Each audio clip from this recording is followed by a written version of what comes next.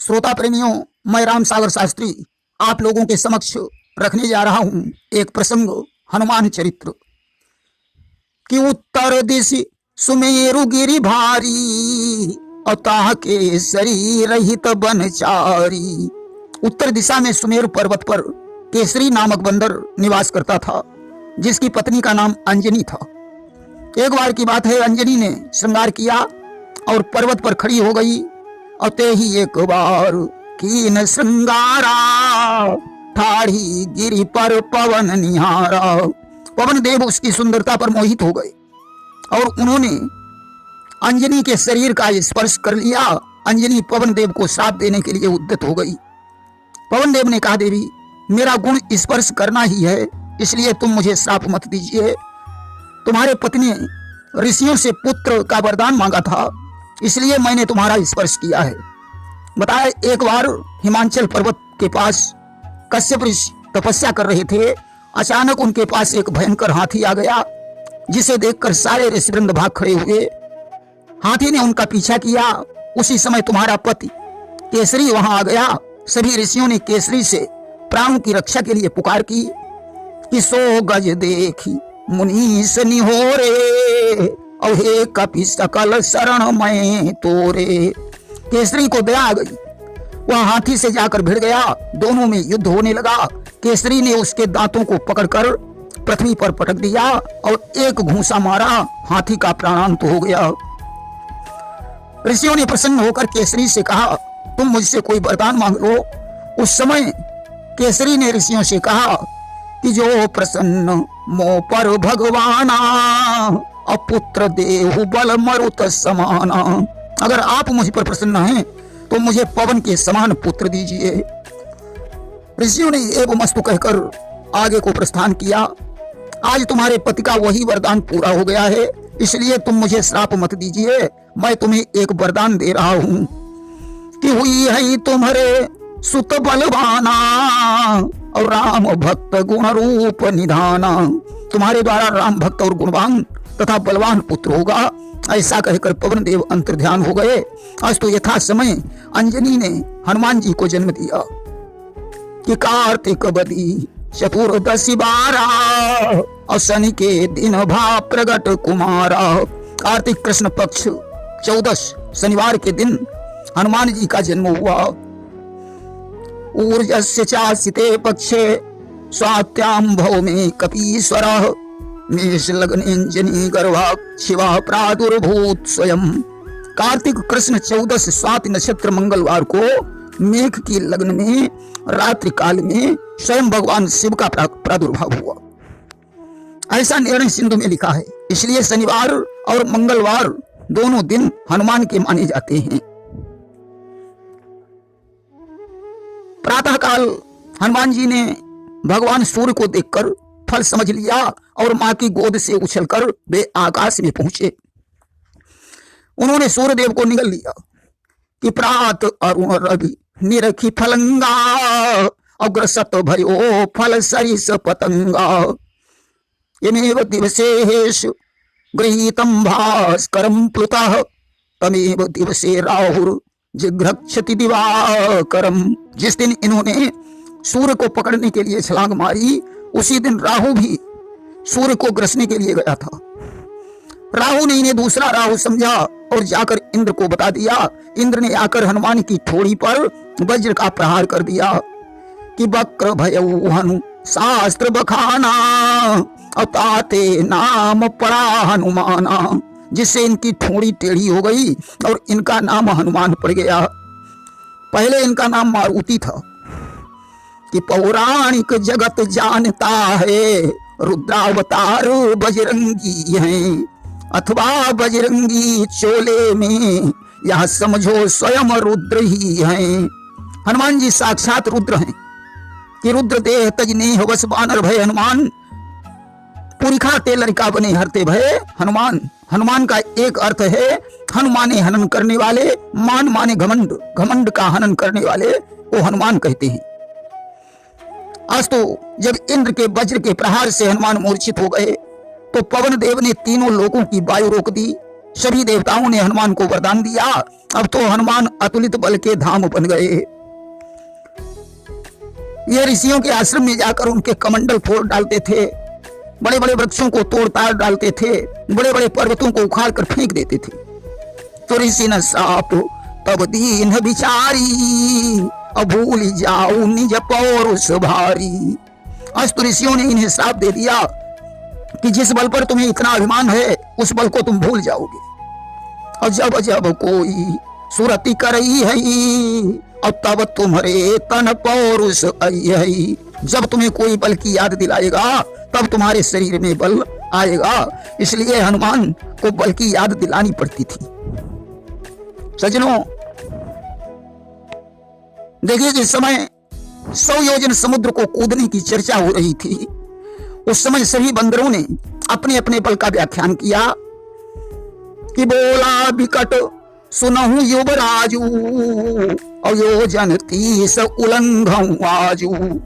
विकट नाम के बंदर ने अंगद से कहा, युवराज मैं 30 योजन समुद्र कूद सकता हूं। तो नील कहा 40 मैं जाऊं, अब आगे परत मोर नहीं पाऊं। नील ने कहा, युवराज मैं 40 योजन की क्षमता रखता हूं। तो नील बचन सुनी दुर्धर काई, 50 योजन बल आई। दुर्धर ने कहा, युवराज मैं 50 योजन कूदने की क्षमता रखता हूं। तो बोले उनल 2 भुजा उठाई, अयोजन 60 मोर गति भाई। नल ने कहा, मैं 60 योजन की क्षमता रखता हूं। दुविध 21 अस गिरा उचारी, अयोजन 70 कूद हमारी। दुविध नामक बंदर ने कहा, मैं 70 योजन कूद सकता हूं। दधिमुख कहा 80 उपरंता, योजन 7 जाहू बलवंता। दधिमुख ने कहा, मैं 87 योजन कूद सकता हूं। तो निज निज बल सब काहू भाखा, पार जान कै संशय राखा। अपने अपने बल का सभी ने व्याख्यान किया, परंतु उस पार जाने का संदेह बना रहा। अंगद कहाई जाऊं मैं पारा, अजिय संशय कछु फिरती बारा। अंगद ने कहा, मैं 100 योजन समुद्र लांघ सकता हूं, परंतु वापस आने में संदेह है। क्योंकि एक बार नदी के तट पर कुछ ऋषिवृंद बैठे भगवान का ध्यान कर रहे थे। अंगद छलांग मारकर ऋषियों के ऊपर गिर रहा था, इसलिए ऋषियों ने अंगद को श्राप दे दिया। एक बार जल कूद जो जइहऊ, असो जल फेरी कूद ना पइहऊ। जिस जल को तुम एक बार कूद जाओगे उसे दोबारा नहीं कूद पाओगे। दूसरी बात, अंगद मंदोदरी का पुत्र था। विचार करता है, मंदोदरी की ममतावश मुझे वापस समुद्र कूदने में संदेह है। तीसरी बात, अंगद विचार करता है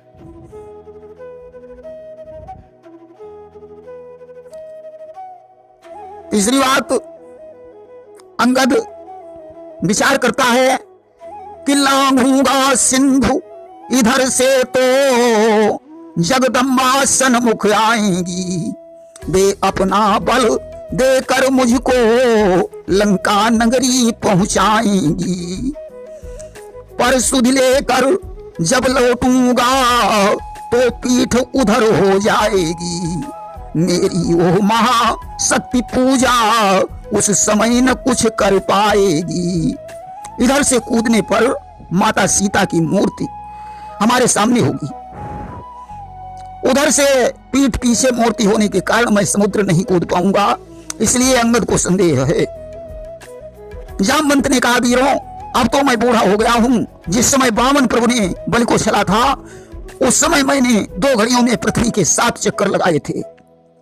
फिर भी अगर मेरा पैर जख्मी नहीं होता तो मैं 100 योजन समुद्र लांघ कर सीता की खबर ले आता।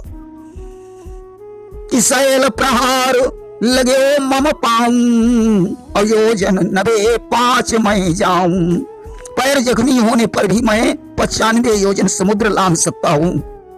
जामवंत ने कहा, एक दिन की बात है, बद्रिका आश्रम में ब्रह्म ज्ञान नामक ब्राह्मण भगवान की तपस्या कर रहा था। उसको मारने के लिए एक दैत्य आ गया। उसे देखकर मुझे क्रोध आया और मैंने उसे ललकारा तो उसने 30 योजन लंबी चौड़ी शिला उठाकर मेरे पैर पर पटक दी कि 63 योजन शैल उठाई और मारे सिमोर गोड़ महुआई। अब तो मुझे क्रोध आ गया और मैंने उसे पकड़कर जमीन पर पटक दिया, पैर पकड़कर बीच से आधा आधा कर दिया। ब्राह्मण ने मुझे बहुत आशीर्वाद दिया, इसलिए पैर जख्मी होने की वजह से मैं 100 योजन समुद्र नहीं लांघ सकता हूं। तब जामवंत ने हनुमान को बल की याद दिलाई कि हे हनुमान, तुम तो 100 योजन समुद्र लांघ सकते हो, फिर शांत कैसे बैठे हो? तुम्हारा अवतार तो राम के कार्य के लिए ही हुआ है, तुम्हारे लिए तो कोई काम असंभव ही नहीं है। इतना सुनते ही हनुमान पर्वताकार हो गए कि सागर की लहरें उछल पड़ी, बढ़ गया प्रभंजन का बल भी, भूचाल आ गया अचला में, थर्रा उठा नभमंडल भी। अब तो उनके सिंहनाद से पृथ्वी और आकाश हिलने लगे। उन्होंने जामवंत से कहा, जामवंत बताओ तो मैं समुद्र को लांघ जाऊं या इसकी धारा को पी जाऊं? बताओ तो मैं रावण को सेना सहित मारकर त्रिकूटाचल पर्वत को उखाड़ कर यहां ले आऊं? हे जामवंत, मुझे उचित सलाह दीजिए। अब तो चारों तरफ सन्नाटा छा गया। जामवंत हाथ जोड़कर कहने लगे कि इतना करो तात तुम जाई और सीता ही देखी काहू सुधि आई। तुम्हें इतना ही करना है, सीता को देखकर उनकी खबर ले आना है। सजनों, अब तो हनुमान जिस पर्वत पर अपना पैर रखते हैं वो पाताल को चला जाता है कि जे ही गिरि चरण देई हनुमंता, चला सुगा पाताल तुरंता। वहीं लोगों का ऐसा भी मानना है कि वह जयगिर नामक पर्वत था जो पाताल को चला गया, बाकी पर्वत नहीं गए। आज हनुमान जी समुद्र के ऊपर उड़े। समुद्र ने मैनाक से कहा, तुम हनुमान को विश्राम दो। हनुमान ने उसका स्पर्श किया और आगे बढ़े। देवताओं ने बुद्धि की परीक्षा लेने के लिए सर्पों की माता सुरसा को भेज दिया। सजनों, सुरसा ने हनुमान का रास्ता रोका, अपने मुख को बढ़ाने लगी। हनुमान ने उसके मुंह से दूना रूप अपना बनाया और 7 योजन तेहि आनन कीना, तो अति लघु रूप पवन सुतलीना। जब उसने 100 योजन का मुंह बनाया तो हनुमान ने बहुत छोटा सा रूप बनाया। उसके मुंह में प्रवेश करके कान के द्वार से बाहर आए। सुरसा ने आशीर्वाद दिया। हनुमान जी आगे बढ़े। समुद्र में एक निशाचर रहता था जो छाया को पकड़कर प्राणी को खींच लेता था। उसने हनुमान के साथ भी वैसा ही किया। उसे मारकर हनुमान समुद्र के पार हुए। पर्वत पर चढ़कर उन्होंने लंका को देखा और मशक समान रूप कपिधरी, और लंका ही चले सुमेरी नरहरि। मशक के समान रूप बनाया और नरसिंह भगवान का नाम लेकर लंका में प्रवेश किया।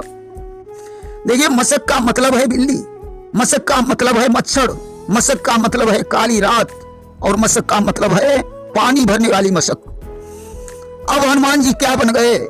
अगर हम कहें कि हनुमान जी बिल्ली बन गए और उन्होंने भगवान की अंगूठी को मुंह में रख लिया, तो बिल्ली को यात्रा में अपशकुन माना जाता है। अगर हम कहें हनुमान मच्छर बन गए, तो मच्छर अंगूठी ले जा नहीं सकता और माया से अंगूठी बनाई नहीं जा सकती। देखिए, जब इनकी भेंट लंकनी से हुई तो उसने हनुमान से कहा कि जाने सिनाही मरम सठ मोरा, मोर आहार जहां लगी चोरा। अरे मैं लंकनी हूं, चोरों को पकड़कर उनका आहार करती हूं। तो मुठी का एक महाकपिहनी, रुधिर बमत धरनी धनमणि। तो हनुमान जी ने उसके एक घूंसा मारा, रुधिर का बमन होने लगा और वह पृथ्वी पर गिर पड़ी। यहां घूंसा मारने में न बिल्ली का नाम आया न मच्छर का, कपि का नाम आया है। इसलिए हनुमान जी कपि ही बने रहे। उनका रूप काली रात के समान था। लंकिनी उठकर खड़ी हुई। उसने कहा, ब्रह्मा जी ने मुझसे कहा था कि जब हनुमान जी तुम्हारे घूंसा मारेंगे तब तुम समझ लेना कि निशाचरों का विनाश होने वाला है। हमारा अहोभाग्य है जो मैंने अपनी आंखों से तुम्हारा दर्शन किया। जाओ अब तुम लंका में प्रवेश करो। चलते समय हनुमान ने भीषण गर्जना की, जिससे निश्चरियों के गर्भ साफ होने लगे। और मंदिर मंदिर प्रतिकर शोधा, देखे जहां तहां अगणित जोधा। हनुमान ने प्रत्येक मंदिर में सीता को ढूंढा, लेकिन निशाचरों के भवन को तुलसीदास जी ने मंदिर लिख दिया। कारण हनुमान जी के हृदय में राम और सीता विराजमान हैं। इसके अतिरिक्त तो वे स्वयं रुद्रावतार हैं। अतः हनुमान जी जिस घर में अपना पैर रखते थे वह मंदिर बन जाता था। रावण को शयन करते हुए देखा, परंतु सीता जी वहां नहीं मिली। एक घर पर राम का नाम अंकित था। हनुमान जी ने सोचा कि लंका में निशाचर रहते हैं, यहाँ राम का भक्त कैसे आ गया। खैर कोई बात नहीं, इससे पहचान करने में कोई हानि नहीं है। आज विभीषण से मुलाकात हुई। विभीषण ने सीता के पास पहुंचने की युक्ति बताई। हनुमान जी वहां पहुंचे, सूक्ष्म रूप बनाकर एक वृक्ष पर छुपकर बैठ गए। रावण ने आकर सीता को धमकी दी, 1 महीने का समय देकर चला गया। सीता जी अग्नि की याचना करने लगी। तभी हनुमान जी ने अंगूठी गिराई। सीता जी अंगूठी देखकर विस्मय में पड़ गईं। हनुमान जी ने उतरकर मां को प्रणाम किया और फल खाने की आज्ञा लेकर अशोक वाटिका उजाड़ने लगे। अक्षय कुमार उनके हाथों से मारा गया। अब ब्रह्मफास में मेघनाद हनुमान को बांध ले गया। रावण ने हनुमान को की पूंछ में कपड़े बंधवाकर आग लगाने का आदेश दे दिया। सज्जनों,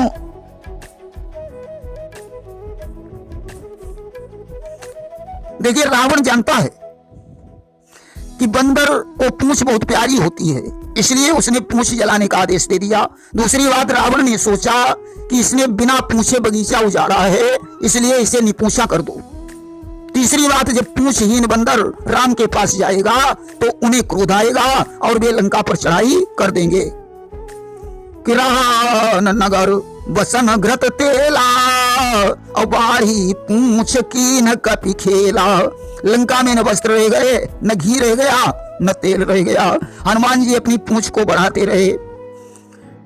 ढोल नगाड़े बजाकर हनुमान को लंका भर में घुमाया गया और पूंछ में आग लगा दी। हनुमान बहुत छोटे बन गए और अट्टालिका पर चढ़ गए। आज 49 पवन चलने लगे। लंका धाए धाए करके जलने लगी। अब तो नगरवासी हाहाकार करने लगे कि कोठे में धक धक आग लगी, गह खंड खंड हो गिरने लगे। चेती प्रचंड चंडी ऐसी, नर नारी हा करने लगे। जब ऊपर को लपटे उठी, चलता रथ रुका दिवाकर का। सारा त्रिकूट गिर भवक उठा, जल लगा खौलने सागर का। पति को पत्नी, बेटे को माँ, अग्रज को अनुज बुलाते थे। लंका नगरी के नर नारी सब हाहाकार मचाते थे कि जल गए चपरे में हम, कोई तो हम कालियो बचाए। ऐसी आग लगी लंका में जिसकी ज्वाल सही ना जाए। जुल्म गुजारो 10 कंधर ने, नाग बानर लियो बंधाए। हंसी हंसी में खेल बिगड़ गयो, विधि की गति कही ना जाए। तड़प तड़प के जान जाए रही, असली में करी है कौन सहाय। नीचे की दम नीचे रह गई, ऊपर ले गए राम उठाए। जलन के मारे लंका वारे, दैया तो वारे मचाए। कोई टेर रहो भैया को, कोई मैया को चिल्लाए। क्रोधित होकर तब रावण ने मेघराज से कही सुनाए। सोने की लंका जली जात है, भैया नीर देव बरसाए। आज्ञा पाकर 10 कंधर की, अंबर मेघ चले उमड़ाए। लप लप लप लप बिजली लपकी, गर्जन हृदय रही दहलाए। प्रलय काल सम पानी बरसा, जलती जाल न सका बुझाए। सोने की लंका छार हो गई, सागर दीनों गीत बनाए। देखिए रावण का भाई कुंभकर्ण 6 महीने सोता था और 1 दिन जागता था। आज कुंभकर्ण सो रहा था। कुंभकर्ण की पत्नी वज्रज्वाला आज भगवान से प्रार्थना करने लगी कि बधू जो कुंभकर्ण की पसारी हाथ यों कहे, दुहाई रामचंद्र के मोर कंत राखिए। हे प्रभु, मेरे सुहाग की रक्षा करना। अस्तु कुंभकर्ण और विभीषण के महल को छोड़कर सारी लंका जलकर ध्वस्त हो गई कि उलटी पुलटी लंका सब जारी, अकूदी परा पुनि सिंधु मझारी। हनुमान ने घूम घूम करके लंका को जलाया, समुद्र में पूंछ बुझाई, छोटा सा रूप धारण किया और सीता जी के पास पहुंचे और बोले कि मातु मोहि दीजय कछु छीना, और जैसे रघुनायक मोहि दीना। आज सीता जी ने चूड़ामणि उतार कर हनुमान को प्रदान कर दी। हनुमान रामादल में वापस आए। भगवान ने चूड़ामणि को हृदय से लगा लिया। भगवान ने कहा, हनुमान तुमने लंका किस प्रकार जलाई? हनुमान ने कहा, प्रभु लंका जलाने में आपका सबसे बड़ा प्रताप है कि हृदय हुलसाई मान त्याग कहे महावीर, लंका जलाई नाथ आपके प्रताप ने। माँ को चुराई पाप भारी 10 कंठ कियो, और लंका जलाई नाथ रावण के पाप ने। कानन अशोक मध्य शोक दग्ध माता थी, लंका जलाई नाथ माँ के संताप ने। सन सन निनाद कर चले 49 पवन, और लंका जलाई इसलिए नाथ मेरे बाप ने। राम ने कहा, हनुमंत लाल सीता जी कैसी हैं? हनुमान ने कहा, प्रभु कि सीता कहे अति विपत्ति विशाला, और भी नहीं कहे भली दीन दयाला। बोले क्या विपत्ति है? कहा जब तब आपका सुमिरन भजन नहीं हो पाता है। राम के नेत्रों में आंसू आ गए, बड़े दुखी हुए। तो हनुमान ने कहा, प्रभु रावण को जीत कर सीता जी को लाना कौन बड़ी बात है? कि काहू रावण ही दलयुत मारूं, और काहू वानी तब चरणन डारूं। तुम कहो तो मैं रावण को सेना सहित विनष्ट कर दूं, तुम कहो तो मैं उसे बंदी बनाकर यहाँ ले आऊं। अब काहू लंकलई सागर बोरऊं, अब काहू त्रिकूटई घट इब फोरऊं। तुम कहो तो मैं लंका को समुद्र में डुबो दूं, तुम कहो तो मैं त्रिकूटाचल पर्वत को कच्चे घड़े के समान फोड़ डालूं। और काहू लाई गिरी सागर तोपऊं, और काहू पान करी जल उर लोपऊं। तुम कहो तो मैं पर्वतों को लाला कर समुद्र को पाट डालूं, तुम कहो तो मैं सारा समुद्र ही पी जाऊं। और कहूं परऊं निज देह बढ़ाई, तापर सैन्य उतरी सब जाई। तुम कहो तो मैं शरीर को विशाल करके समुद्र में लेट जाऊं, जिसके ऊपर से सारी सेना उतर जाए। तुम कहो तो मैं तुम्हें सीता से मिला दूं, तुम कहो तो मैं सीता जी को यहां ले आऊं। और तब प्रताप ते सब कछु करी हूं, पर बिन आज्ञा पथ पाऊं न धरी हूं। तुम्हारे प्रताप से मैं सब कुछ कर सकता हूं, परंतु तुम्हारी आज्ञा के बगैर रास्ते में पांव नहीं धर सकता हूं। भगवान ने आज हनुमान को हृदय से लगा लिया।